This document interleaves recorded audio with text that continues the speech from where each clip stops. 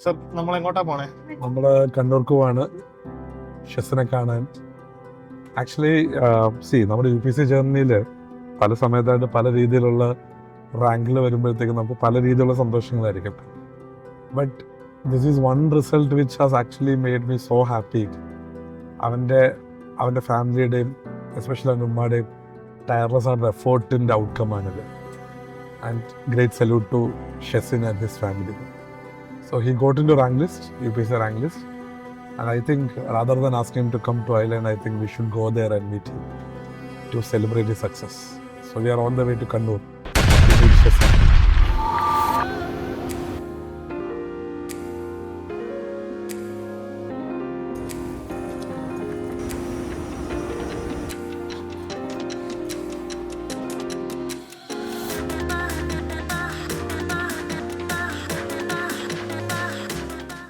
Hi all, നമസ്കാരം. ഞാൻ ഷിനാസ്. ഞാനിപ്പം കണ്ണൂർ താണയിലാണുള്ളത്. താണയിലെ കസാനക്കോട്ട എന്ന് പറഞ്ഞ സ്ഥലത്ത്. ഇന്ന് എൻ്റെ ഒപ്പം ഉള്ളത് ഷെസിനാണ്. ഷെസിൻ ഐലൻഡിലെ PCM വിദ്യാർത്ഥിയാണ്. അതിനേക്കാൾ ഉപരിയായിട്ട് ഷെസിൻ അക്സെഞ്ചർ എന്ന് പറയുന്നൊരു കമ്പനിയിലെ IT പ്രൊഫഷണലാണ്. അതിനെക്കാട്ടിയും ഉപരിയായിട്ട് ഷെസിൻ ഇത്തവണത്തെ സിവിൽ സർവീസ് റാങ്ക് ലിസ്റ്റിൽ 860 റാങ്ക് മേടിച്ചിരിക്കുകയാണ്. ഷെസിൻ, കൺഗ്രാജുലേഷൻസ്. ഷെസിൻ്റെ ജേർണി എല്ലാവർക്കും ഒരു ഇൻസ്പിറേഷനാണ്. ഒത്തിരി ഹാർഡ് സ്ട്രഗിളും ഒത്തിരി എഫോർട്ട് ഇട്ടിട്ടാണ് ഷെസിൻ ഈ ഒരു പർട്ടിക്കുലർ പോയിന്റിൽ എത്തുന്നത്. അപ്പം ഫസ്റ്റ് ക്വസ്റ്റ്യൻ ഈസ് ലൈക്ക്, എപ്പോഴാണ് സിവിൽ സർവീസ് ഒരു ആഗ്രഹം തോന്നുന്നത്? സിവിൽ സർവീസ് ഒരു ആഗ്രഹം മുളപൊട്ടിയത് ഞാൻ ചൈൽഡ്ഹുഡ് ഡ്രീം എന്ന് വേണമെങ്കിൽ പറയാം. ഞാനൊരു സിക്സ്ത്തിലൊക്കെ പഠിക്കുമ്പോൾ ഞാൻ ഒരുപാട് സിനിമ കാണുന്ന ഒരാളാണ്. അപ്പം 2007 2006 ആണ് നമ്മുടെ ലാലേട്ടൻ്റെ മോഹൻലാലിൻ്റെ ബാബ കല്യാണി ഒരു മൂവി. ഇതിനകത്ത് അദ്ദേഹം ഒരു IPS ഓഫീസർ റോളാണ് ചെയ്തത്. അപ്പം ആ സിനിമ കണ്ടിറങ്ങി വീട്ടിലെത്തിയപ്പോൾ ഞാൻ എൻ്റെ അച്ഛൻ്റെ ഫോണിൽ ഒരു ചെറിയൊരു ഫോൾഡറുണ്ടാക്കിയിട്ട് ഷെസിൻ IPS ജയിച്ചൊരു ഓർമ്മ എനിക്കുണ്ട്. പിന്നെ അതങ്ങ് വിട്ടു. അപ്പം പിന്നെ ഞാൻ എൻ്റെ ഡിഫറെൻ്റ് ഏബിൾഡ് ട്രീറ്റ്മെൻറ്റ് ഭാഗമായിട്ട് സ്കൂളിങ് സ്റ്റാർട്ട് ചെയ്ത് 6th തൊട്ട്. അപ്പം പിന്നെ സ്കൂളിങ് തുടങ്ങി. അപ്പം പിന്നെ നോക്കിയപ്പോഴാണ് ഞാൻ ഡിഫറെൻ്റ് ഏബിൾഡ് ആയിട്ടുള്ള ഒരാൾക്ക് IPS പോലുള്ള സർവീസ് പറ്റില്ല, യൂണിഫോം സർവീസ് പറ്റില്ല. അപ്പം അത് തോന്നി അങ്ങനെ ഇല്ലല്ലോ, എന്തെങ്കിലും ഒരു പിന്നെ ഒന്നുകൂടി കുറച്ചുകൂടി ഡീപ്പായിട്ടുള്ള റിസർച്ച് ചെയ്തു. മനസ്സിലായി IPS അല്ല IAS ആണ് എന്ന്. അപ്പം അങ്ങനെ തുടങ്ങിയ ആഗ്രഹമാണ് ഉണ്ടായിട്ടുള്ളൂ, മനസ്സിലുണ്ടായിരുന്നു. പിന്നെ saint Michael's, Kannur saint Michael's Anglo പിന്നെ ഹയർ സെക്കൻഡറി സ്കൂളിലായിരുന്നു +2 ചെയ്തു. അപ്പോൾ അത് കഴിഞ്ഞ് കേരള എൻട്രൻസ് എഴുതി. ആ യൂഷ്വൽ ട്രാക്കാണ്. എൻജിനീയറിംഗ് എൻട്രൻസ് എഴുതി, TKM കിട്ടി. ഇലക്ട്രോണിക്സ് കമ്മ്യൂണിക്കേഷൻ എഞ്ചിനീയറിംഗ് ആയിരുന്നു പഠിച്ചത്. 2017 പ്ലേസ്മെന്റ് വന്നു. ആക്സിഡന്റ് ബാംഗ്ലൂരിലേക്ക് പോയി. അപ്പോൾ ഒന്നുമില്ല, സിവിൽ സർവീസ് ഇല്ല, വർക്കിൻ്റെ കാര്യങ്ങളൊക്കെ ആയിരുന്നു. അപ്പോഴാണ് 2020 ഉണ്ടായത് കോവിഡ് വന്നു. കോവിഡ് വന്ന സമയത്ത് ഓഫീസിൽ നിന്ന് പറഞ്ഞു ഇങ്ങനെ ലോക്ക്ഡൗൺ നമ്മുടെ honourable prime minister March 20 lockdown പ്രഖ്യാപിച്ചു. അപ്പം അതിന് 2 ദിവസം മുന്നേ ഞങ്ങളുടെ ഓഫീസിൽ ഇങ്ങനെ ഒരു കാര്യം നടക്കുന്നുണ്ടായിരുന്നു. ഇങ്ങനെ വർക്ക് ഫ്രോം ഹോമിൻ്റെ ഇത് വരാൻ ചാൻസ് ഉണ്ട്. 2 ദിവസം മുന്നേ എനിക്ക് ഓർമ്മയുണ്ട്, മാർച്ച് 19 വൈകിട്ട് ഞങ്ങൾക്ക് ഓഫീസിലിരിക്കുമ്പോൾ ഞങ്ങളുടെ മാനേജർ പറഞ്ഞു പെട്ടെന്ന് മാറിയിട്ട് ഇപ്പോൾ അടുത്ത ബിൽഡിങ്ങിൽ, അതായത് അടുത്ത ബേയിലുള്ള ഒരാൾക്ക് കോവിഡ് പോസിറ്റീവായിട്ട് ഇങ്ങനെ വന്നിട്ടുണ്ട്. ഒരു മാസത്തേക്ക് വീട്ടിലേക്ക് ഷിഫ്റ്റ് ചെയ്യാൻ എല്ലാവരും വർക്ക് ഫ്രോം ഹോം മോഡിലോട്ട് മാറുകയാണ്. അങ്ങനെയാണ് നാട്ടിലേക്ക് എത്തി. പിന്നെ ലോക്ക്ഡൗൺ അതങ്ങ് കോവിഡിൻ്റെ ഒരു 2 വർഷം. അപ്പോഴാണ് സിവിൽ സർവീസ് വീണ്ടും ആ സാധനം വന്നത്. അപ്പോൾ ഞാനിങ്ങനെ വർക്ക് ചെയ്യുന്നതുകൊണ്ട് എൻ്റെ വർക്ക് ടൈമിങ്സും എൻ്റെ സ്റ്റഡി ഷെഡ്യൂളൊക്കെ ഒന്ന് ടാലിയായി പോകാൻ ഞാനിങ്ങനെ നോക്കി. അപ്പം അതിൽ ഐലൻഡ് ഇത് കണ്ടുകൊണ്ട് അപ്പം ഞാനിങ്ങനെ വിളിച്ചു, ശരിയാൻ സാറിനെ വിളിച്ചിരുന്നു. അതുകൊണ്ട് നീ വാ, നമുക്ക് നോക്കാം, ഓൺലൈനായിട്ട് ചെയ്യാം. അപ്പോൾ എൻ്റെ വർക്ക് ഷെഡ്യൂളും ആ ഐലൻഡ് ക്ലാസ്സസിൻ്റെ ടൈമിങ്സും ഇൻ ടാൻഡം പോകുന്നതായിരുന്നു. അപ്പം അങ്ങനെ അതായിരുന്നു സ്റ്റാർട്ടിങ്. 2020 ആയിരുന്നു, കോവിഡിൻ്റെ സമയത്തായിരുന്നു ജോയിൻ ചെയ്തത്. അപ്പം സമയത്ത് PCM ബാച്ചിൽ ജോയിൻ ചെയ്തു. അങ്ങനെ ഈ നമ്മുടെ ഐലൻഡ് PCM ബാച്ചിലേക്ക് വരുമ്പോഴത്തേക്കും ഈ 8 hours ക്ലാസ്സസും കാര്യങ്ങളൊക്കെ ഉണ്ട്. അപ്പം കൂടെ ജോലിയും കൂടെ ഉണ്ട്. അപ്പോൾ ആ സമയത്ത് ഇത് രണ്ടിനും എങ്ങനെ ബാലൻസ് ചെയ്തുകൊണ്ടിരുന്നത്? Sir, island class record sessions available ആയിരുന്നു. അപ്പം ആ സമയത്ത് കോവിഡിൻ്റെ സമയത്താണ്ട് എല്ലാവരും വർക്ക് ഫ്രം ഹോമിലേക്ക് മാറിയുണ്ട്. ഒരു സ്പെസിഫിക് ടൈമിംഗ് ഇല്ല. സാധാരണ ഓഫീസിലാണെങ്കിൽ ഒരു 9 to 5 അല്ലെങ്കിൽ 12 to 9 ബി ഷിഫ്റ്റിലോ നമുക്ക് ആ ടൈമായ ഓഫീസിൽ ഇറങ്ങി വരാം. പക്ഷെ കോവിഡിൻ്റെ ഈ വർക്ക് ഫ്രം ഹോമിലോട്ട് മാറിയപ്പോൾ ഒരു ടൈമിങ്ങിൻ്റെ ഫ്രെയിം വർക്ക് ഇല്ലാതായി. അപ്പം കോൾസും കാര്യങ്ങളൊക്കെ ആയിട്ട് പോയി. അപ്പം ഐലൻഡ് റെക്കോർഡഡ് ക്ലാസ്സസ് ഉണ്ടായിരുന്നു. അപ്പം ഓഫീസ് ഹവേഴ്സ് കഴിഞ്ഞ് ഞാൻ കുറച്ച് സമയം മാറ്റി വെച്ചു, ഒരു മണിക്കൂർ മാറ്റി വെച്ചു. പിന്നെ വീക്കെൻഡ്സ് കൃത്യമായിട്ട് ഐലൻഡ് ക്ലാസ്സസും എൻ്റെ നോട്ട്സും യൂട്യൂബ് വീഡിയോസൊക്കെ ആയിട്ടായിരുന്നു പ്രിപ്പറേഷൻ. നമ്മൾ ഈ പ്രിപ്പറേഷൻ ജേർണി ഇങ്ങനെ തുടങ്ങും വരുമ്പോഴത്തേക്കുണ്ടല്ലോ, ഇപ്പം ഈ സാധാരണ ഒരു സ്റ്റുഡൻറ്റ്, അതായത് ഇപ്പോൾ ഒരു കോളേജിലൊക്കെ പഠിക്കാൻ, ഒരു സ്കൂളിൽ പഠിച്ചിട്ട് വരുന്നൊരു കുട്ടി UPC പഠിക്കാൻ വരുമ്പോൾ തന്നെ എല്ലാവരും പറയും ഇത് വേണോ എന്നൊക്കെ ചോദിക്കും. അപ്പം നിൻ്റെ അടുത്ത് ആരെങ്കിലും ഇത് വേണോ, ഇതിന് വേണ്ടി പ്രിപ്പയർ ചെയ്യണോ എന്ന് ചോദിച്ചിട്ടുണ്ടോ? ആരെങ്കിലും ഡൗട്ട്ഫുൾ ആയിട്ടുണ്ടോ? ഇല്ല, സത്യം ഞാൻ സിവിൽ സർവീസ് ഞാൻ ആദ്യം പറയുന്നത് എൻ്റെ അമ്മയുടെ ഉമ്മ ടീച്ചറാണ്. അപ്പം നമുക്കറിയാം എന്താ സിവിൽ സർവീസ് എന്താണ്, IAS എന്തായി എന്താണ് കൃത്യമായിട്ടൊരു ധാരണ ഉണ്ട്. അപ്പം ഞാൻ പറഞ്ഞാൽ എനിക്കിങ്ങനെ ഒന്ന് ഇത് നോക്കിയാൽ കൊള്ളാമെന്നുണ്ട്. ഒന്ന് നീ നോക്കണം. ഒരിക്കലും ഒരു ഡൗട്ടിൻ്റെ എലിമെൻ്റ് അവിടെ ഉണ്ടായിരുന്നില്ല. കാരണം എൻ്റെ പില്ലർ ഓഫ് സ്ട്രെങ്ത് എൻ്റെ ഉമ്മയാണ്. കാരണം ഞാനിവിടെ ഇപ്പോൾ ഇങ്ങനെ ഇരിക്കുന്നത് എങ്കിൽ ഇറ്റ്സ് ഓൺലി ബിക്കോസ് എൻ്റെ അമ്മ എനിക്ക് വേണ്ടി ചെയ്യുന്ന കാര്യങ്ങൾ വേറെ ആരും ചെയ്യുന്നത്. അപ്പം ഡൗട്ടിൻ്റെ എലിമെൻ്റ് അവിടെ ഉണ്ടായിരുന്നില്ല. നിനക്ക് എന്താണോ ശരിയെന്ന് തോന്നുന്നത് അത് നീ ചെയ്യുക, ബാക്കി മുകളിലൊരാളുടെ അദ്ദേഹം തീരുമാനിച്ചോളൂ എന്ന് മാത്രമേ പറഞ്ഞു.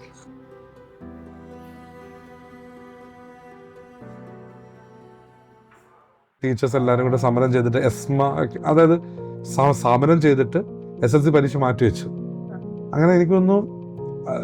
അപ്പം ഞാനിപ്പോൾ എത്രയില്ല, ഞാൻ 2002 10 വർഷമാണ്. അപ്പോൾ 10ാം ക്ലാസ്സിലെ പരീക്ഷ നടക്കേണ്ട സമയത്ത് നടക്കുന്നില്ല. അതൊരു 2 മാസം കഴിഞ്ഞിട്ടാണ് നടക്കുന്നത്. കാരണം എല്ലാ ടീച്ചേഴ്സ് എല്ലാവരും സമരത്തിലാണ്. അവസാനം അത് റിസോൾവ് ചെയ്തിട്ടാണ് സമരമാണ്. അപ്പം ഈ 2 മാസം വെച്ച് ഞാനിത് പഠിച്ചേക്കെ. ഉമ്മ എന്താ പഠിച്ചെന്താ? MA BEd. എവിടെയായിരുന്നു പഠിച്ചേക്കെ? ട്രിവാൻഡ്രത്തായിരുന്നു. ട്രിവാൻഡ്രത്ത് എവിടെ? സ്റ്റേറ്റ് ബാങ്കിലായിരുന്നു. ആ സമയത്ത് നമ്മൾ അവിടെ ഉണ്ടായിരുന്നു. ഇവാനിസിലായിരുന്നു. ഓക്കെ. അതെ, ഞാൻ എപ്പോഴും കണ്ടിരിക്കുന്ന കാര്യം എന്താണെന്ന് വെച്ച് കഴിഞ്ഞാൽ, എൻ്റെ ഉമ്മ പഠിച്ചത് ചങ്ങനാശ്ശേരിയിലൊക്കെ പഠിച്ചത്. അപ്പോൾ ഉമ്മയും ഡിഗ്രി ഒക്കെ കഴിഞ്ഞാൽ കേട്ടോ. പക്ഷേ വളരെ ട്രഡീഷണൽ ഫാമിലിയിലേക്ക് ഉമ്മ വന്നത്. അപ്പോൾ അതുകൊണ്ട് തന്നെ ഉമ്മാന് ജോലിക്കൊന്നും കിട്ടുന്നില്ല. അപ്പം ഉമ്മാക്കൊരു ജോലി ഉണ്ടായിരുന്നത് എത്രത്തോളം അതായത് ഇവൻ്റെ കാര്യത്തിലേക്ക് വരുമ്പോഴത്തേക്കും ഒരു ജോലി ഉള്ളത് എത്രത്തോളം ഇമ്പോർട്ടൻ്റ് ആയിരുന്നു. കാരണം ഉമ്മ ഒരു ടീച്ചറും കൂടെ. അപ്പം ഉമ്മക്കറിയാം എഡ്യൂക്കേഷൻ ഇമ്പോർട്ടൻസ് അറിയാം. അപ്പം ഇവനാണെങ്കിൽ 6 പേര് ഉമ്മ തന്നെയാണ് നോക്കുന്നത്, പഠിപ്പിക്കുന്നതൊക്കെ. അപ്പം അതിൻ്റെ ഒരു ഇമ്പോർട്ടൻസ് എന്തായിരുന്നു? അല്ല, ഞാനിപ്പോൾ ടീച്ചറായതുകൊണ്ട് എന്തായാലും ഇവനെ പഠിപ്പിക്കണം എന്നുള്ള ആ ഒരു ഇത് എൻ്റെ മനസ്സിലുണ്ടല്ലോ. എന്തായാലും പെട്ടെന്ന് നമ്മൾ ഫാമിലി ബാക്ക്ഗ്രൗണ്ട് എല്ലാവരും എഡ്യൂക്കേറ്റഡ് ആണ്. അപ്പോൾ പിന്നെ ഇവന് ഓട്ടോമാറ്റിക്കായിട്ട് അവനെ തന്നെ പോയി. ഇവന് അസുഖമായതുകൊണ്ട് സ്കൂളിൽ ചേർത്താൻ പറ്റില്ല, നടക്കാനൊക്കെ ബുദ്ധിമുട്ടാണ്. പിന്നെ ട്രീറ്റ്മെന്റ് ഒക്കെ കഴിഞ്ഞ് അപ്പം അവിടെ സ്റ്റേ ചെയ്യുമായിരുന്നു ഹോസ്പിറ്റലില് ചെയ്തു. പിന്നെ അത് കഴിഞ്ഞ് കുറച്ചൊന്ന് ഈ വാക്കർ പിടിച്ച് നടക്കാൻ സമയത്ത് എന്റെ കൂടെ എന്റെ സ്കൂളിലേക്ക് ചേർത്തു. അവിടെ കൊണ്ട് 6th വീട്ടിൽ നിന്ന് തന്നെ ഇപ്പൊ പറഞ്ഞു കൊടുക്കുക, ലെറ്റേഴ്സ് ഒക്കെ ആൽഫബറ്റ്സ് ഒക്കെ തറവാക്കി വെക്കും, മാത്സ് ഒക്കെ ടേബിൾസ് അങ്ങനത്തെ ഒക്കെ. ആ ഒരു LKG മുതൽ 5th വരെയുള്ള എല്ലാം അതൊക്കെ അലുമിനിയം സ്കൂളിൽ. ക്വസ്റ്റ്യൻ പേപ്പറൊക്കെ കൊണ്ടുവന്ന് വീട്ടിൽ നിന്ന് ചെയ്യിക്കുമായിരുന്നു. കാരണം ഉമ്മ അന്ന് മറ്റേ നമ്മള് അതായത് ഡാഫിന്റെ സെഷൻ എടുക്കാൻ വരുമ്പോഴത്തേക്കും ഷെസിന് വന്നിരിപ്പുണ്ട്. അപ്പൊ ഉമ്മ അത് ബാങ്കിൽ, ഞാൻ ഇന്നലെ രസം എന്താണെന്നറിയാം, ഞാൻ ഇറങ്ങി ഇപ്പം ബാങ്കിൽ നിന്ന് അവർ വന്നപ്പോൾ ഞാൻ അവരോട് പറഞ്ഞു, നമ്മുടെ ഒരു പയ്യൻ ഇവിടെ ഇരുന്ന് അന്ന് സെഷനൊക്കെ എടുത്തില്ലേ, അപ്പം അവർ അങ്ങോട്ടും ഇങ്ങോട്ടും പറയാണ്, മനസ്സിലായോ അന്ന് ഉമ്മയില്ലേ വെള്ളം എന്തോ കുടിക്കുക എന്തെങ്കിലും അവർ പറഞ്ഞു, അവർ അങ്ങോട്ടും ഇങ്ങോട്ടും ഉമ്മാനെ പറ്റി പറഞ്ഞു. അപ്പം ഞാൻ പറഞ്ഞു, ആ ഉമ്മ അകത്ത് ഇങ്ങനെ ഇരിപ്പുണ്ടായിരുന്നു എന്നിങ്ങനെ പറഞ്ഞു. ഉമ്മ അതെ നമ്മൾ ഈ പ്രിപ്പറേഷനിലേക്ക് വരുമ്പോഴത്തേക്കും ഇവൻ അതായത് എല്ലാ ഡിഫിക്കൽട്ടീസിനും മാറ്റി നിർത്തിക്കൊണ്ട് 10th 12th ഒക്കെ നല്ല മാർക്കിൽ പാസ്സായിട്ട് എൻട്രൻസ് എഴുതുന്നു, എന്നിട്ട് TCAM പോലെ അടിപൊളി കോളേജിൽ കിട്ടുന്നു. അതും ഏറ്റവും നല്ല കോഴ്സ് ഇലക്ട്രോണിക്സ്. അപ്പം നമ്മൾ തോന്നത്തില്ല ഇവൻ ഇങ്ങനെ എത്തേണ്ടടുത്ത് എത്തിയിട്ടുണ്ട്, ഇവന് ജോലിയൊക്കെ ആയിട്ടുണ്ട്, കഴിഞ്ഞു. എന്നിട്ട് പിന്നെയും പഠിക്കണമെന്ന് പറഞ്ഞു വന്നപ്പോൾ അപ്പം എന്തായിരുന്നു ബാക്കി തോന്നി? പഠിച്ചോ കുഴപ്പമില്ല, നിന്റെ ആഗ്രഹം എന്താന്ന് വെച്ചാല് അങ്ങനെ ചെയ്യാൻ കുഴപ്പമൊന്നുമില്ല, ആദ്യം പറഞ്ഞു എന്താണോ ശരിയെന്ന് പിന്നെ കുഴപ്പമൊന്നുമില്ല, നീ പഠിച്ചോന്നു. ഒരു ഡൗട്ട് എന്ന് വെച്ച് കഴിഞ്ഞാൽ ഇത് ഒത്തിരി ഉമ്മമാർക്കും ഉപ്പമാർക്കും അച്ഛന്മാർക്കും അമ്മമാർക്കും ഒരു ചോദ്യം പോലാണ്. അത് ഈ പലപ്പോഴും കുട്ടികൾക്കൊക്കെ എന്തെങ്കിലും ബുദ്ധിമുട്ടും കാര്യങ്ങളുണ്ടെങ്കിൽ അവരെ ഒരു ഡിഫറെന്റ് ആയിട്ടാണോ കരുതേണ്ടത്, അതോ എല്ലാവരും കരുതുന്ന പോലെ കരുതുന്നത്? എങ്ങനെ ഞാൻ സാധാരണ നോർമൽ കുട്ടിയായിട്ട് തന്നെ കരുതാറ്. അതുകൊണ്ട് ഞാൻ LKG എന്താ കുട്ടികൾ പഠിക്കുന്ന ആ ബുക്ക് തന്നെ ഞാൻ ഇവിടെ കൊണ്ടുവരും, അവൻ ആ ഒരു ഇതിൽ തന്നെ കൊണ്ടുവരും. അങ്ങനെ ഡിസേബിൾഡ് ആണെന്നുള്ള എനിക്ക് മനസ്സിൽ തോന്നിയിട്ടില്ല. സാധാരണ എങ്ങനെയാ കുട്ടികൾ നോർമൽ കുട്ടികൾ. കാരണം ഇവൻ ഒരിക്കൽ പോലും നമ്മുടെ അടുത്ത് പറയുമ്പോഴത്തേക്കും ഇവൻ ആകെ പറഞ്ഞിരിക്കുന്നത് ഇങ്ങനെ ആ ഒരു ക്ലാസ് കിട്ടുന്നത് ആക്സസിബിലിറ്റി. എനിക്കൊന്ന് ഫസ്റ്റ് തന്നെ പറയുന്നത് ജോലിയുടെ കാര്യം വെച്ചിട്ടാണ് ചോദിക്കുന്നത് ഞാൻ വിളിക്കുമ്പോഴത്തേക്കിൻ്റെ അടുത്ത്, അല്ലാതെ ഒരിക്കൽ പോലും ഇവൻ ഡിസബിലിറ്റി എന്നുള്ള കാര്യം എൻ്റെ അടുത്ത് പറഞ്ഞിട്ടില്ല. പിന്നീടാണ് ഇപ്പം ഡയസാറാണ് പറയുന്നത് മുകളിലേക്ക് കയറി വരുന്നതിന് ബുദ്ധിമുട്ടുണ്ട് ഉള്ള രീതിയിൽ. അപ്പം ഐ തിങ്ക് ഉമ്മ അവനെ കാണുന്നതായിരിക്കും ഇവനെ കാണുന്നത്. എനിക്കൊന്ന് അതാണെന്ന് തോന്നുന്നു. ഉമ്മ അവനൊരു സാധാരണ കുട്ടീനെ പോലെ കാണുന്നത്, അത് തന്നെ ഇവനെയും കാണുന്നു എന്നുള്ളതാണ്. ഈ റാങ്ക് കിട്ടുന്ന സമയത്ത് ഇവൻ കുറച്ചും എൻ്റെ അടുത്ത് പറഞ്ഞിട്ടുണ്ടായിരുന്നു, ഇങ്ങനെ നോക്കിയവൻ്റെ പേര് കണ്ടു, ഭയങ്കര ടെൻഷൻ, എന്ത് കാര്യത്തിലും കാര്യം. അപ്പൊ അന്നേരം ഞാൻ വിചാരിച്ചോ ഇത്ര ടെൻഷൻ ഉണ്ടെങ്കിൽ ഇവന്റെ അടുത്ത് എന്നാ ഇതൊന്നും നിക്കണ്ടില്ലെന്ന് പറയുന്നു. റാങ്ക് കിട്ടിയെന്ന് പറഞ്ഞപ്പോ ഉമ്മാക്ക് എന്താ തോന്നി? കാര്യത്തിൽ അവനുള്ള സാറില്ല കരയേണ്ടത് എന്തായാലും അതിലെ കഴിഞ്ഞില്ല, സമാധാനായി. കരയുന്ന കേട്ടിട്ട് അപ്പുറത്തുനിന്ന് ആരാ ചോദിച്ചു? ഹാപ്പിനെസ്സിന് ഉപരി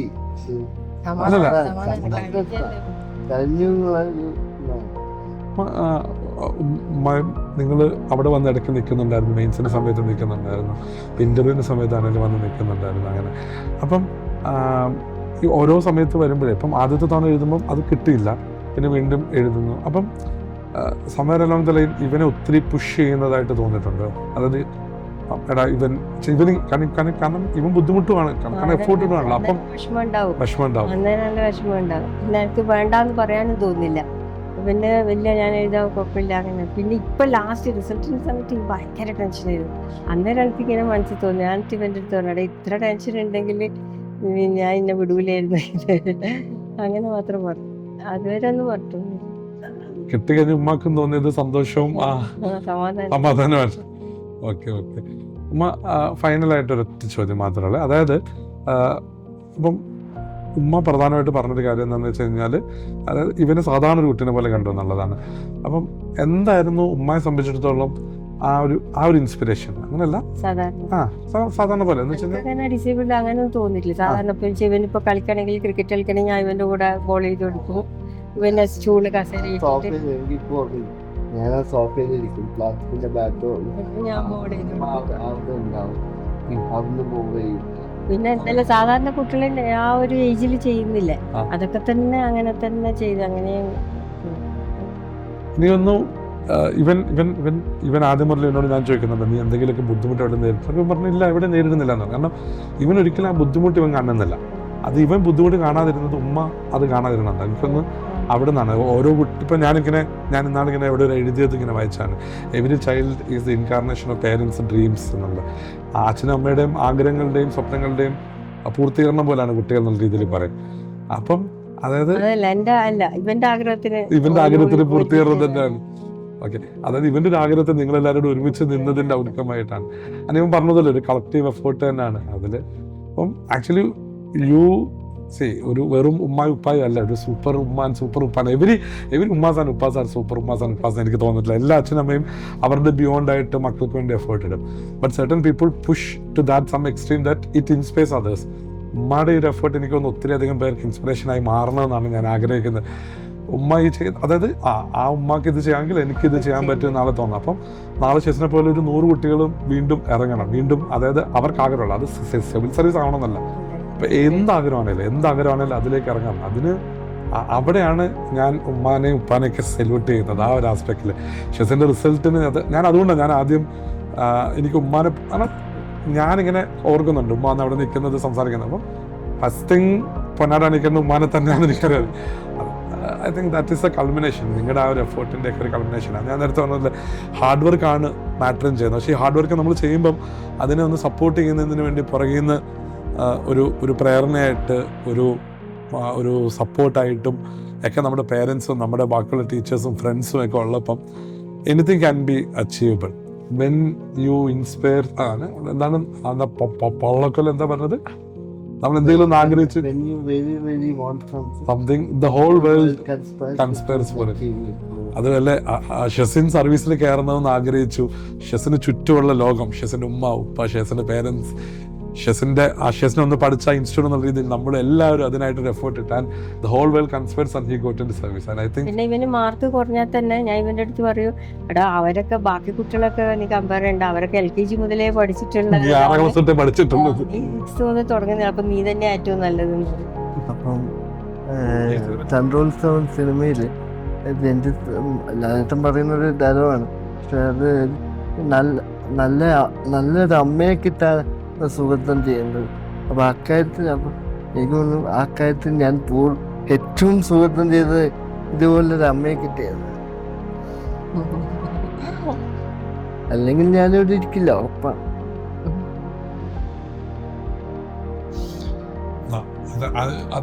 അതൊരു സത്യം തന്നെയാണ്.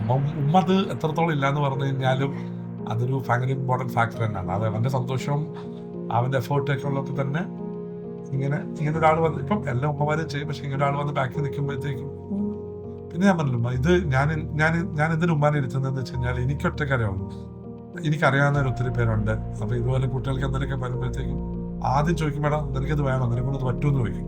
ഉമ്മാന്ന് ചോദിച്ചാൽ നിനക്കത് വേണമെങ്കിൽ ഇത് ചെയ്തു. ആ ഒരു സാധനം എല്ലാവർക്കും തോന്നണമല്ലോ. അപ്പൊ അതിനാണ് ഞാൻ ഉമ്മ സംസാരിക്കണമെന്ന് പറഞ്ഞു. അതെ, അത് വേണം എന്തായാലും. മറ്റേ പിള്ളേരെ തളർത്താൻ പാടില്ലല്ലോ. ഈ പ്രിപ്പറേഷൻ തുടങ്ങിയിട്ട് നമ്മൾ പരീക്ഷ എഴുതി തുടങ്ങുമ്പോൾ പല സ്റ്റേജുകളിലായിട്ട് ഇപ്പം നമ്മൾ ചിലപ്പോൾ പ്രിലിംസിന് പോട്ടാണ് നേരിട്ടുണ്ട്. അപ്പം അപ്പോഴെങ്കിലും ഷെസിന് തോന്നിയിട്ടുണ്ടോ അങ്ങനല്ല ക്വിറ്റ് ചെയ്യേണ്ടി വരുമോ, അല്ലെങ്കിൽ ക്വിറ്റ് ചെയ്യണമെന്ന് വല്ലതും തോന്നിയിട്ടുണ്ടോ, അല്ലെങ്കിൽ ക്വിറ്റ് ചെയ്യരുത് എന്ന് പറഞ്ഞ് ഷെസിനെ പുഷ് ചെയ്ത കാര്യം എന്തായിരുന്നു? സാർ, എനിക്ക് ഏറ്റവും ഇഷ്ടപ്പെട്ട ഒരു quote doctor Abdul Kalam sir, dream is not what you see in a sleep, it is something that does not let you sleep. അപ്പം അതായിരുന്നു എൻ്റെ മോട്ടിവേഷൻ. വിട്ടുകൊടുക്കരുത്, പറ്റും. അതായത് 2022 ഫിലിംസ് കൊടുത്തു, ഫിലിംസ് പാസ്സായി. മെയിൻസ് എൻ്റെ കട്ട് ഓഫ് 3 മാർക്കിനായിരുന്നു കട്ട് ഓഫ് പോയത്. അപ്പം അന്നേരം ഒരു സങ്കടം ഉണ്ടായിരുന്നു. പക്ഷെ you should leave it that particular point, അതൊരു നിർത്തണം. പിന്നെ അതിന്റെ മുകളിൽ നമ്മൾ നടക്കില്ല. നമുക്കൊരു സാധനം വേണമെന്നുണ്ടെങ്കിൽ പല if you really want something, the whole world considers for it. അതൊക്കെ സത്യമാണ്. ഞാനൊരു മറ്റേ റൗണ്ട് പോഷൻ എന്ന് പറഞ്ഞിട്ട് ആ കാർണേജി മെലൺ യൂണിവേഴ്സിറ്റിയിലുള്ള ഒരു പ്രൊഫസറിന്റെ ഒരു ഡയലോഗുണ്ട്, the height of a wall depends upon how much you want the thing on the other side എന്ന് പറയുന്നത്. അതായത് നമുക്ക് വേണോ അധികം ആഗ്രഹമാണെങ്കിൽ എത്ര ഹൈറ്റോ, നമുക്ക് ഒരു വലിയ ഹൈറ്റ് ഒന്നും അല്ല. ഓക്കെ, നമ്മൾ പ്രിപ്പറേഷനിലേക്ക് വരുന്ന സമയത്ത് ഈ ആൻസർ റൈറ്റിംഗ് ഒരു ക്രൂഷ്യൽ എലമെന്റ് ആണല്ലോ. ഓക്കെ, അപ്പം അതെങ്ങനെയായിരുന്നു ടാർഗറ്റ് ചെയ്തത്? ആൻസർ റൈറ്റിംഗ് എന്നത് ഈ ഹോൾ UPSC എന്ന് പറയുന്നത് എനിക്ക് തോന്നിയിട്ടുള്ളത് ഒരു സ്കിൽ ബിൽഡിംഗ് എക്സസൈസ്. ഇപ്പം ഫിലിംസ് ആയാലും മെയിൻസ് ആയാലും നമ്മൾ ഒരു പെർട്ടിക്കുലർ സെറ്റ് ഓഫ് സ്കിൽസ് ഉണ്ട്. ആ സ്കിൽസ് നമ്മൾ മാസ്റ്റർ ചെയ്ത് കഴിഞ്ഞാൽ the rest will come automatically എന്നുള്ള ഇപ്പോൾ പ്രിലിംസിൻ്റെ കാര്യം എടുത്താലും ഒരു MCQ സോൾവിങ് സ്കില്ല് നമ്മൾ അക്വയർ ചെയ്താൽ മതി. ഇപ്പോൾ എനിക്ക് ആദ്യമൊക്കെ പ്രിലിംസ് കൊടുക്കുമ്പോൾ ഒന്നും അറിയില്ലായിരുന്നു എന്താ സംഭവം എന്നുള്ളത്. അപ്പം ഇങ്ങനെ പല യൂട്യൂബ് ക്ലാസ്സസും പ്രീവിയസ് ക്വസ്റ്റ്യൻസും സോൾവ് ചെയ്ത് വന്നപ്പം ചില ടീച്ചർ ഇപ്പം ഷിനാസ് സാറൊക്കെ പിന്നെ യൂട്യൂബും ഒക്കെ കാണും. അവരൊക്കെ സോൾവ് ചെയ്യുന്ന രീതി കാണുമ്പോൾ ഇതിപ്പോൾ ഇല്ലെന്നുള്ള അപ്പം ഞാനൊരു മൂവി ബഫായതുകൊണ്ട് എനിക്കിപ്പോൾ ഓർമ്മ വരുന്നു. ഇപ്പം നമ്മുടെ ലാലേട്ടൻ അഭിനയത്തെ കുറിച്ച് എല്ലാവരും പറയുന്നു. അപ്പം സിദ്ദീഖ് പറഞ്ഞൊരു കാര്യമുണ്ട്, അഭിനയം ഇത്ര ടഫാണെന്ന് മനസ്സിലായി ഞാൻ അഭിനയിക്കുമ്പോൾ അഭിനയം ഇത്ര എളുപ്പമെന്ന് മനസ്സിലായത് മോഹൻലാൽ അതേ കാര്യം ഈ പ്രിൻസിനെ സോൾവ് ചെയ്യുന്ന കാണുമ്പോൾ നമുക്ക് ആ ഒരു സ്കില്ല് കിട്ടുവാണല്ലോ. ഇതിങ്ങനെ ഒരു ക്വസ്റ്റ്യൻ കാണുമ്പോൾ നമുക്ക് മനസ്സിലാവും ഇതാണ് എൻ്റെ ആൻസർ. അതൊരു സ്കിൽ ബിൽഡിങ് എക്സസൈസ്. അത് നമ്മൾ മാസ്റ്റർ ചെയ്ത് കഴിഞ്ഞാൽ കേക്ക് വാക്ക് എന്നുള്ള കുറച്ച് എക്സ്ട്രീം ആണെങ്കിലും പക്ഷെ അത് തന്നെയാണ് സംഗതി. ഈ പരീക്ഷ എഴുതുമ്പോൾ സ്ക്രൈബ് ഒരു ഭയങ്കര ഇമ്പോർട്ടൻ്റ് എലമെന്റ് ആണല്ലോ. അപ്പം എനിക്ക് തോന്നുന്നത് മൾട്ടിപ്പിൾ ടൈംസ് സ്ക്രൈബുമായിട്ട് നേരത്തെ ഇരുന്ന് എക്സാംസ് ഒക്കെ എഴുതാറൊക്കെ ഉണ്ടായിരുന്നു. ടെസ്റ്റ് സീരീസ് ഒക്കെ എടുക്കുമ്പോൾ സ്ക്രൈബുമായിട്ട് ഇരുന്ന് ഓക്കെ. അപ്പം നമ്മൾ ഈ ജേർണി മുന്നോട്ട് പോകുമ്പോഴത്തേക്ക് ഇതിലൊരു ക്രൂഷ്യൽ എലമെന്റ് എന്ന് പറഞ്ഞു കഴിഞ്ഞാൽ ഇതിൻ്റെ പേഴ്സണാലിറ്റി ടെസ്റ്റ് എന്ന് പറയുന്ന എലമെന്റ് ഉണ്ട്. അപ്പം പേഴ്സണാലിറ്റി ടെസ്റ്റിൽ നമ്മൾ ഒരു ഡീറ്റെയിൽ ആപ്ലിക്കേഷൻ ഫോം ഫില്ല് ചെയ്യണം. പിന്നെ അതിനെ ബേസ് ചെയ്തിട്ട് 1-to-1 കാര്യങ്ങളൊക്കെ എടുക്കാം നമ്മൾ. അതിനെ ബേസ് ചെയ്തിട്ടായിരിക്കും മറ്റേ ഇന്റർവ്യൂ പോകുന്നത്. ആക്ച്വൽ ഇന്റർവ്യൂ എങ്ങനെയായിരുന്നു? വളരെ കോഡിയൽ ബോർഡായിരുന്നു. ആരുടെ ബോർഡായിരുന്നു? പ്രസാദ് മാമിന്റെ ബോർഡായിരുന്നു. അപ്പം വളരെ കോഡിയൽ ബോർഡായിരുന്നു. അപ്പം they made me feel comfortable. അവർ വളരെ കോഡിയലായിട്ടായിരുന്നു കാര്യങ്ങൾ. എനിക്കൊരു 23 മിനിറ്റ്സോളം ഉണ്ടായിരുന്നു. പക്ഷേ ഞാൻ ടൈം പോയി അറിഞ്ഞിട്ടില്ല. രാവിലെ ആയിരുന്നു. I was the second to go, I guess. അവിടെ എത്തി വിഷ് ചെയ്തു. So comfortable. അതൊരു ഇന്റർവ്യൂ ആയിരുന്നില്ല. ഇപ്പം ഞാൻ സാറൊക്കെ സംസാരിക്കുന്നു അതേ ഭാഷ മാത്രം ഒരു ഗ്രൂപ്പ് ഡിസ്കഷനോ അല്ലെങ്കിൽ നമ്മുടെ ഗ്രാൻഡ് പാരൻസിൻ്റെ അടുത്തോ അല്ലെങ്കിൽ പാരൻസിൻ്റെ ഫ്രണ്ട്സിൻ്റെ അടുത്തൊക്കെ സംസാരിക്കുന്ന ആ ഒരു അറ്റ്മോസ്ഫിയർ ആയിരുന്നു. പേഴ്സണാലിറ്റിക്ക് വേണ്ടിയുള്ള പ്രിപ്പറേഷൻ എങ്ങനെയായിരുന്നു ഇന്റർവ്യൂവിന് വേണ്ടിയിട്ടുള്ള? പേഴ്സണാലിറ്റിക്ക് വേണ്ടി ഞാൻ പേഴ്സണാലിറ്റിക്ക് വേണ്ട പ്രിപ്പറേഷൻ നമുക്ക് പറയാൻ പറ്റില്ല. കാരണം പേഴ്സണാലിറ്റി ഡെവലപ്പ് ഓവർ ടൈം. നമ്മുടെ എക്സ്പീരിയൻസസും ചൈൽഡ്ഹുഡ് കാര്യങ്ങളൊക്കെ നമ്മുടെ പേഴ്സണാലിറ്റി ഷേപ്പ് ചെയ്യും. പക്ഷെ ഒരു സിവിൽ സർവീസ് എന്നൊരു പരീക്ഷ നമ്മുടെ പേഴ്സണാലിറ്റി ഒന്ന് ഹോൺ ചെയ്യാൻ ഒരു എന്തൊക്കെ മാറ്റങ്ങൾ. ഇപ്പം നമ്മളൊരു വണ്ടി സർവീസ് കാറോ എന്തെങ്കിലും ഒരു വെഹിക്കിൾ സർവീസിന് കൊടുക്കുന്ന വഴി നമ്മുടെ ഓയിൽ ചേഞ്ച് ചെയ്യാം, എന്തൊക്കെ ജസ്റ്റ് ആ വണ്ടി ഒന്ന് ഫ്രഷ് ആക്കി ഫൈൻ ചെയ്തെടുക്കാൻ യൂസ് ചെയ്യാണ് നല്ലത്. അപ്പോൾ അതേപോലെയാണ് ജേണി പോയത്.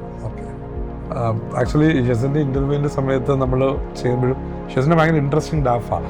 കാരണം അതിനകത്ത് ഒത്തിരി സാധനങ്ങളുണ്ട് ഷെസൻ ചെയ്തിട്ടുള്ളത്. അതിനെ UPSCക്ക് വേണ്ടിയിട്ടൊന്ന് ഫൈൻ ട്യൂൺ ചെയ്തെടുക്കുക എന്നുള്ളതായിരുന്നു എൻ്റെ ഉത്തരവാദിത്വം എന്ന് പറയുന്നത്. എനിക്കിപ്പോൾ ഓർമ്മയുണ്ട്, ഞാൻ എൻ്റെ ഒരു സ്ഥാനം ഞാൻ ഇതൊക്കെയാണ് എനിക്ക് പോഡ്കാസ്റ്റ് കാണും, സിനിമ കാണും. നേരത്തെ പോകുന്നത് സിനിമ ഒരുപാട് കാണും. അപ്പം സാർ വന്നു അത് നമുക്ക് ഫൈൻ ട്യൂൺ ചെയ്തെടുക്കും. എന്ത് സാറായിരുന്നു ആ ഡാഫിൻ്റെ എങ്ങനെയൊക്കെ വേർഡ് ചെയ്യണം, എന്തൊക്കെ സാധനങ്ങൾ അത് കൊടുക്കണം. പിന്നെ ഞാൻ കോളേജിലുള്ള സമയത്ത് ചെയ്ത ആക്ടിവിറ്റീസ് അതൊക്കെ സാറായിരുന്നു കറക്റ്റ് ഫൈൻ ചെയ്തത് വെച്ചത്. അപ്പം സിനിമകളൊക്കെ ഒത്തിരി കാണാൻ ഇഷ്ടപ്പെടുന്ന ഒത്തിരി കാണാം. എങ്ങനെ കാണാറുള്ളത്? ടിവിയിലാണോ? ഞാൻ personally cinema and art which is to be celebrated in the theatres എന്നുള്ള ഒരു വിശ്വാസമുള്ളതാണ്. അപ്പം പറ്റുന്നത്ര ഞാൻ സിനിമ തിയേറ്ററിൽ പോയി കാണാൻ ശ്രമിക്കും. അത് പറ്റാറുണ്ട്. ഇപ്പം ഞാനിപ്പം തന്നെ നമ്മുടെ ദൃശ്യം 3യും പേട്രിയറ്റിനൊക്കെ വെയിറ്റ് ചെയ്തിരിക്കുകയാണ്. അപ്പം എനിക്ക് അതൊരു ടെൻഷൻ ഉണ്ടായിരുന്നു. അഥവാ എനിക്ക് കിട്ടിയില്ലെങ്കിൽ കാരണം ഞാൻ സിനിമ കാണുമ്പോൾ ഞാൻ അതിൽ ഇൻവോൾവ് ആയിട്ട് കാണുന്നത്. അപ്പം ഇങ്ങനെ റിസൾട്ട് എങ്ങാനും മറിച്ചാണെങ്കിൽ ചുമ്മാ കണ്ടിട്ട് കാര്യമില്ല എന്നുള്ളത്. അപ്പം എന്താ ദൈവമായിട്ട് സെറ്റ് കറക്റ്റായി. എനിക്ക് സന്തോഷത്തോട് ആണെന്നുള്ള ഇത്. അതെ അതെ, നമ്മളെ ആൾക്കാർ നോക്കി കാണുന്നതും നമ്മൾ എങ്ങനെയാന്നുള്ളത് രണ്ടാണ്. എന്ന് വെച്ചാൽ അതെ, ആൾക്കാരെ നമ്മൾ നോക്കി കാണുന്ന ഒരു രീതിയിലായിരിക്കും, പക്ഷെ നമ്മളെ ഡിഫൈൻ ചെയ്യുന്ന വേറൊരു രീതിയിലായിരിക്കും. അപ്പം how do you see your self and how others were seeing you. അപ്പം അവിടെ ചിലപ്പം you might need to break their stereotype. Sometimes ചിലപ്പോൾ ചില സ്റ്റീരിയോടൈപ്സ് ബ്രേക്ക് ചെയ്യേണ്ടി വരും. അപ്പം അതെങ്ങനെയായിരുന്നു ഇങ്ങനെ? ഇപ്പം എല്ലാവരും ഇപ്പം നമ്മുടെ ഫാമിലി ഭയങ്കര സപ്പോർട്ടാണ്, ഉമ്മ ഭയങ്കര സപ്പോർട്ടാണ്, വാപ്പസിന് സപ്പോർട്ടാണ്, കോളേജ് ചെല്ലുമ്പോൾ ടീച്ചേഴ്സ് ഭയങ്കര സപ്പോർട്ടാണ്. അങ്ങനെ at the same time people my look at you in a very different way, but you never see your self in that line. നീ എപ്പോഴും you are putting effort to get in to the rank list, to the ടോപ്പിലേക്ക് വരണം, ഏറ്റവും നല്ലത് വരണം എന്നുള്ളതായിരുന്നു.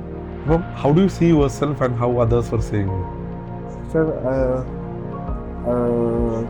നമ്മളിപ്പം പറയുന്നു മാനിഫെസ്റ്റ് സോഷ്യൽ ആനിമൽ യൂസ് ചെയ്യുന്നത്. നമ്മുടെ ചുറ്റുപാടുകൾ നമ്മളെ ഇൻഫ്ലുവൻസ് ചെയ്യും. പക്ഷെ നമ്മൾ തന്നെ ഒരു ഞാനിപ്പോൾ IT വർക്ക് ചെയ്യുന്നു, നിങ്ങൾ കോഡ് ചെയ്യുമ്പോൾ ഒരു ഫിൽറ്റർ അവിടെ ഇട്ടേക്കണം. എന്താ സാധനം വേണ്ടത്, ഔട്ട്പുട്ട് എന്താണ് വേണ്ടത് എന്നുള്ളൊരു കണ്ടീഷൻ. SQL വർക്ക് ഒരു വേർ കണ്ടീഷൻ അവിടെ ഇടും. അപ്പം അതേപോലെ സൊസൈറ്റിയിലാണ് ജീവിക്കുന്നത്, ബ്രിക്ക് ബാഗ്സും കാര്യങ്ങളൊക്കെ ഉണ്ടാവും. പക്ഷെ അവിടെ ഒരു വെയർ കണ്ടീഷൻ ഇട്ടേക്കണം. അവിടെ ആ ഒരു വെയർ കണ്ടീഷൻ നമ്മൾ എങ്ങനെ ഇരുന്നോ അതനുസരിച്ച് നമ്മളെ കാര്യങ്ങൾ പൊക്കോളും. പക്ഷെ അല്ലാതെ ഒരാളിങ്ങനെ പറഞ്ഞു അത് വെച്ച് നിന്നാൽ പക്ഷെ അപ്പൊ അതൊരു മോട്ടിവേഷൻ ആയിട്ട് മാറാറുണ്ടോ? ലൈക്ക് ആളങ്ങനെ പറഞ്ഞു അപ്പം ടു പ്രൂവ് ദാറ്റ് അല്ലെങ്കിൽ അങ്ങനെ തോന്നിട്ടുണ്ടോ? കാരണം എനിക്ക് തന്നെ അറിയാം ഞാൻ എന്താ സെൽഫ് റിയലൈസേഷൻ ഉണ്ട്.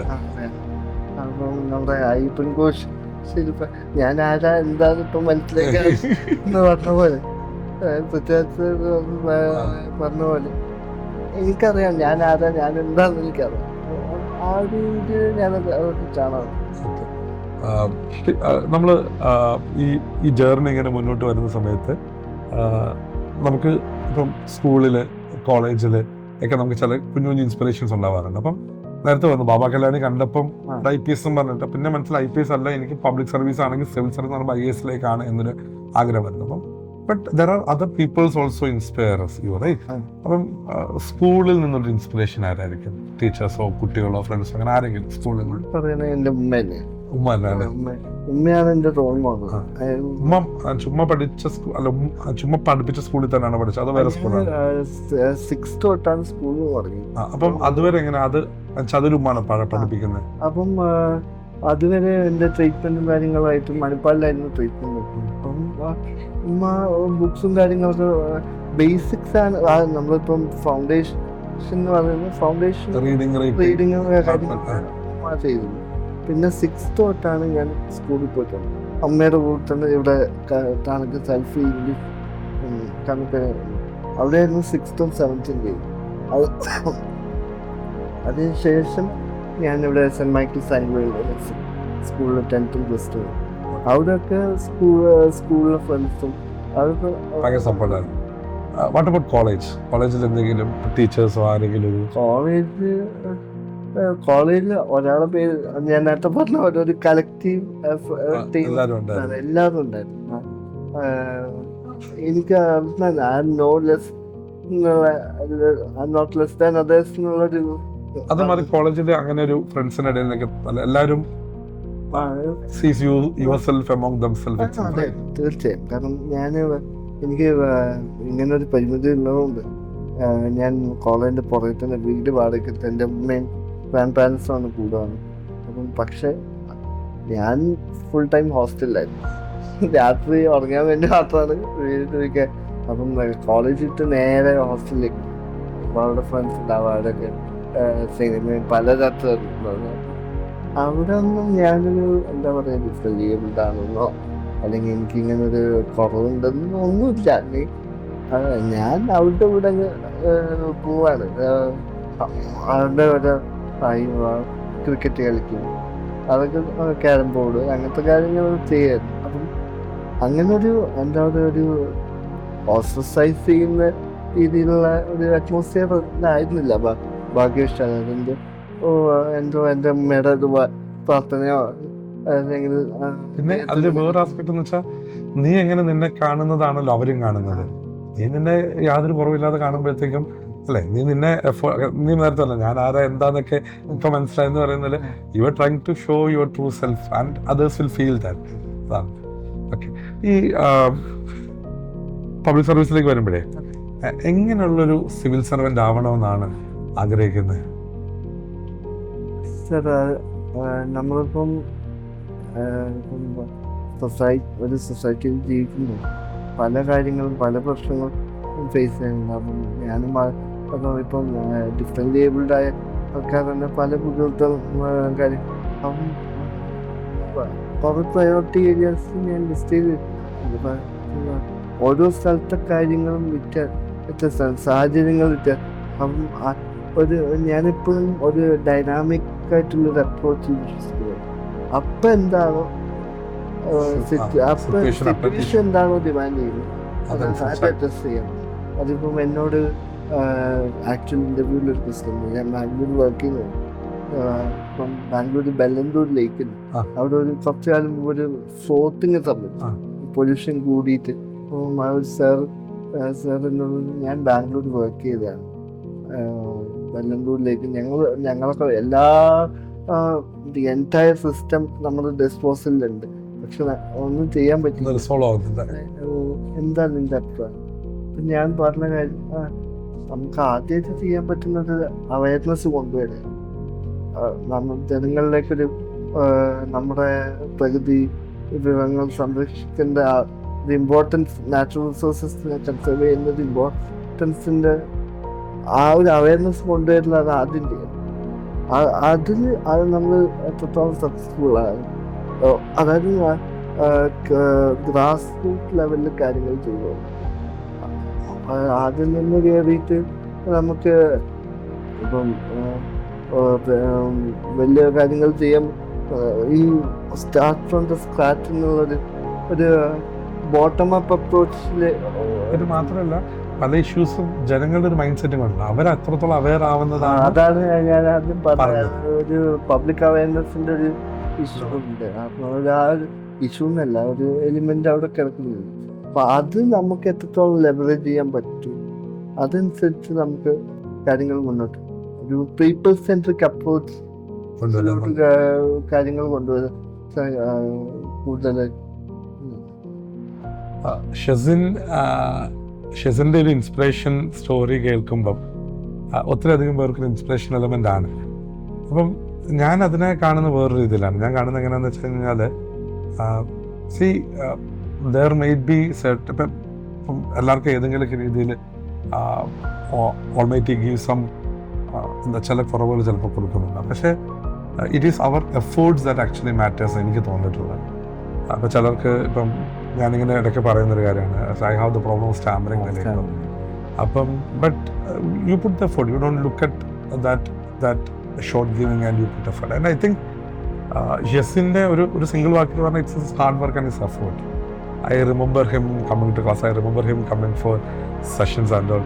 അപ്പം നമ്മൾ പുതിയ ബിൽഡിങ്ങിലേക്ക് മാറുമ്പോഴത്തേക്കും we have a big step to get in. അവിടെ പഴയ ബിൽഡിംഗാണ്, ലിഫ്റ്റ് ഒന്നും അതിൻ്റെ അകത്തില്ല. അപ്പം so we use to sit in that ground ഏരിയയിൽ ഇരുന്നിട്ടാണ് we use to sit and we discuss about Afghan. അപ്പം നമ്മൾ അതാ ഞാനെപ്പോഴും പറയുന്നതല്ല, ഷെസിലിടുന്ന എഫേർട്ടിനെ റെസിപ്രോക്കേറ്റ് ചെയ്യാണ് അതിലാണ് എപ്പോഴും ചെയ്തിരിക്കുന്നത്. ഈ കഴിഞ്ഞ ഇപ്പം 11 years ആയിട്ട് അതിലാണ് 450+ റിസൾട്ട്സ് ആയിട്ടുണ്ട്. And certain results always stands out. May be because of the good, ഭയങ്കര ടോപ്പ് റാങ്കിലൊക്കെ വന്നു എന്നും പറഞ്ഞിട്ട് ഇപ്പം നമുക്ക് 2nd റാങ്ക് 13th റാങ്ക് നമുക്ക് കിട്ടിയിട്ടുണ്ട്. But certain results stands out because of that effort put by the other person. I think Shezin's results is one such result. Thank you. He continued to inspire us, Island, to push more, and he is continuing to inspire younger generation to push more. അപ്പം ഞാൻ ആരാ എന്താന്നൊക്കെ, ഷെസിൻ ആരാ, ഷെസിൻ എന്താന്നൊക്കെ ഇപ്പം എല്ലാവർക്കും മനസ്സിലായെന്ന് തോന്നുന്നു. സിനിമകൾ ഇഷ്ടപ്പെടുന്ന, സിനിമ കാണാൻ ഇഷ്ടപ്പെടുന്ന, സിനിമ ആഘോഷിക്കാൻ ഇഷ്ടപ്പെടുന്ന ഷെസിന് ഇഷ്ടംപോലെ സിനിമകൾ കാണാൻ, ഇഷ്ടംപോലെ സർവീസിൽ കിട്ടാനും, ഷെസിന് ആഗ്രഹിക്കുന്നത് പോലെ സിറ്റുവേഷൻസ് റിസോൾവ് ചെയ്യാൻ പറ്റുന്ന ഒരു നല്ല അഡ്മിനിസ്ട്രേറ്റർ ആവാൻ സാധിക്കട്ടെ എന്ന് ഞാൻ ആശംസിക്കുന്നു. 860 റാങ്ക് നേടിയ മുഹമ്മദ്